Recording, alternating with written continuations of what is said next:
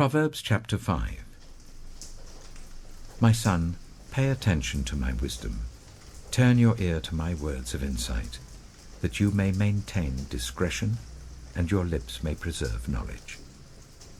For the lips of the adulterous woman drip honey, and her speech is smoother than oil. But in the end she is bitter as gall, sharp as a double-edged sword. Her feet go down to death. Her steps lead straight to the grave. She gives no thought to the way of life. Her paths wander aimlessly, but she does not know it. Now then, my sons, listen to me. Do not turn aside from what I say. Keep to a path far from her. Do not go near the door of her house, lest you lose your honor to others and your dignity to one who is cruel, lest strangers feast on your wealth and your toil enrich the house of another. At the end of your life you will groan when your flesh and body are spent.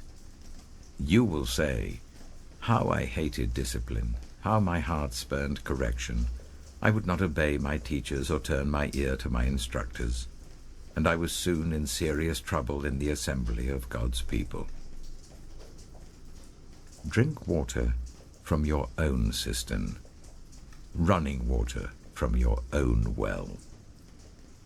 Should your springs overflow in the streets, your streams of water in the public squares, let them be yours alone, never to be shared with strangers. May your fountain be blessed, and may you rejoice in the wife of your youth. A loving doe, a graceful deer, may her breasts satisfy you always. May you ever be intoxicated with her love. Why, my son, be intoxicated with another man's wife? Why embrace the bosom of a wayward woman? For your ways are in full view of the Lord, and he examines all your paths. The evil deeds of the wicked ensnare them. The cords of their sins hold them fast.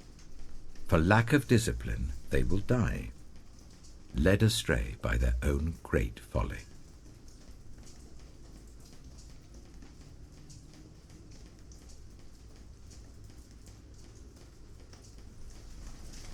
Proverbs chapter 6. My son, if you have put up security for your neighbor, if you have shaken hands in pledge for a stranger, you have been trapped by what you said, ensnared by the words of your mouth. So do this, my son, to free yourself, since you have fallen into your neighbor's hands. Go to the point of exhaustion and give your neighbor no rest. Allow no sleep to your eyes, no slumber to your eyelids. Free yourself like a gazelle from the hand of the hunter, like a bird from the snare of the fowler. Go to the ant, you sluggard. Consider its ways and be wise. It has no commander, no overseer or ruler, yet it stores its provisions in summer and gathers its food at harvest. How long will you lie there, you sluggard? When will you get up from your sleep? A little sleep, a little slumber, a little folding of the hands to rest, and poverty will come on you like a thief and scarcity like an armed man.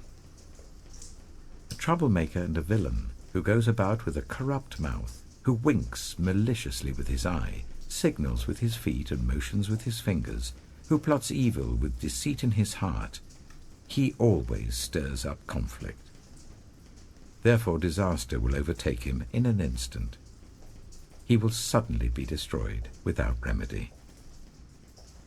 There are 6 things the Lord hates, 7 that are detestable to him: haughty eyes, a lying tongue, hands that shed innocent blood, a heart that devises wicked schemes, feet that are quick to rush into evil, a false witness who pours out lies, and a person who stirs up conflict in the community. My son, keep your father's command and do not forsake your mother's teaching. Bind them always on your heart, fasten them round your neck. When you walk, they will guide you. When you sleep, they will watch over you. When you awake, they will speak to you. For this command is a lamp, this teaching is a light, and correction and instruction are the way to life, keeping you from your neighbor's wife, from the smooth talk of a wayward woman. Do not lust in your heart after her beauty, or let her captivate you with her eyes. For a prostitute can be had for a loaf of bread, but another man's wife preys on your very life. Can a man scoop fire into his lap without his clothes being burned? Can a man walk on hot coals without his feet being scorched? So is he who sleeps with another man's wife. No one who touches her will go unpunished. People do not despise a thief if he steals to satisfy his hunger when he is starving. Yet if he is caught, he must pay sevenfold, though it costs him all the wealth of his house. But a man who commits adultery has no sense. Whoever does so destroys himself. Blows and disgrace are his lot, and his shame will never be wiped away. For jealousy arouses a husband's fury, and he will show no mercy when he takes revenge. He will not accept any compensation. He will refuse a bribe, however great it is.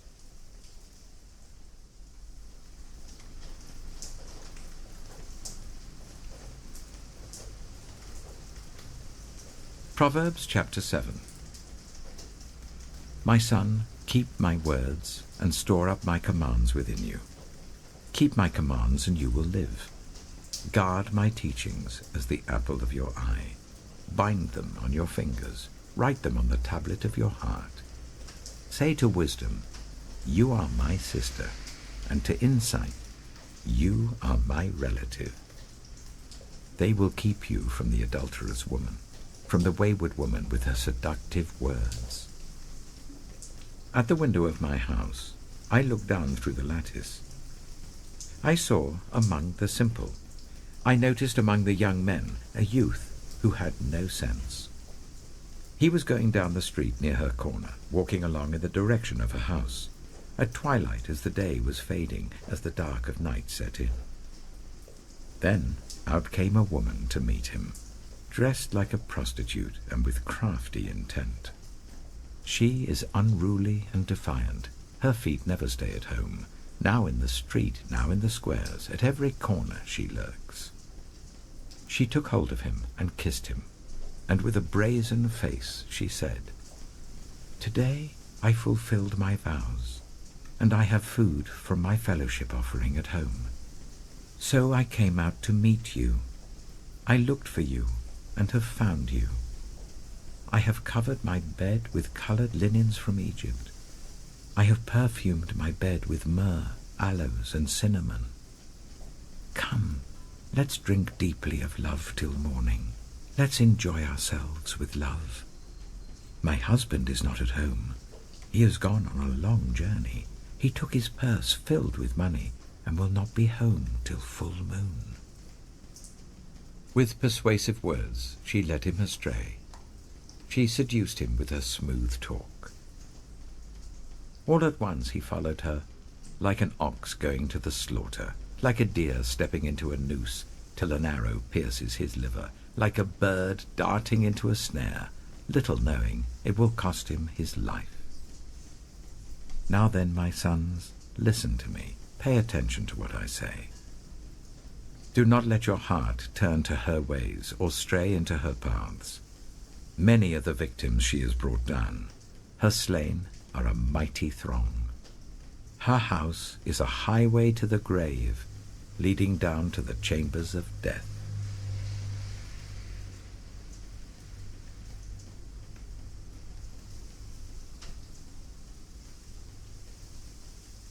Proverbs chapter 8. Does not wisdom call out? Does not understanding raise her voice? At the highest point along the way where the paths meet, she takes her stand.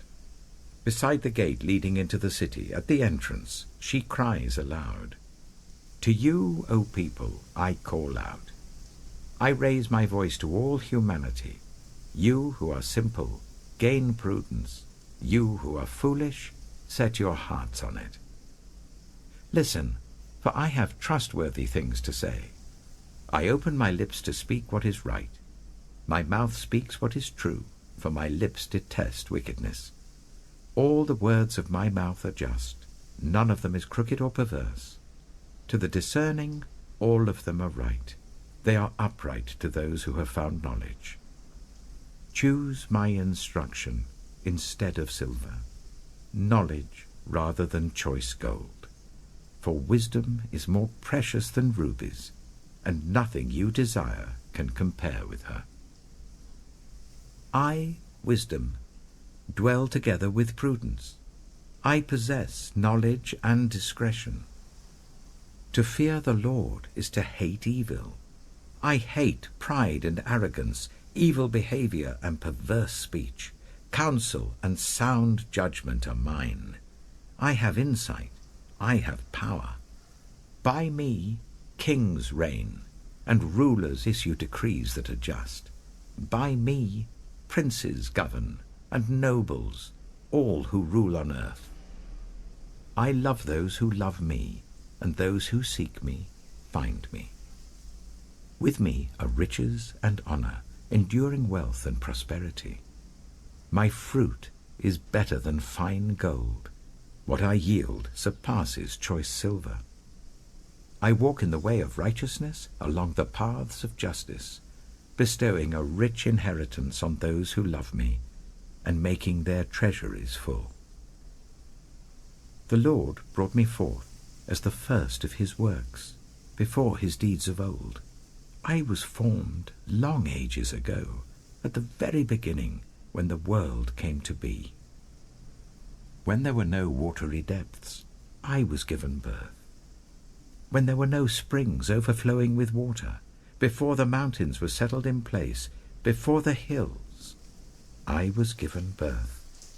Before he made the world or its fields, or any of the dust of the earth, I was there when he set the heavens in place, when he marked out the horizon on the face of the deep, when he established the clouds above and fixed securely the fountains of the deep, when he gave the sea its boundary, so that the waters would not overstep his command, and when he marked out the foundations of the earth. Then I was constantly at his side. I was filled with delight day after day, rejoicing always in his presence, rejoicing in his whole world, and delighting in the human race. Now then, my children, listen to me. Blessed are those who keep my ways.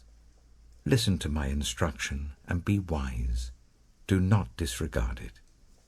Blessed are those who listen to me, watching daily at my doors, waiting at my doorway. For those who find me find life and receive favor from the Lord. But those who fail to find me harm themselves. All who hate me love death.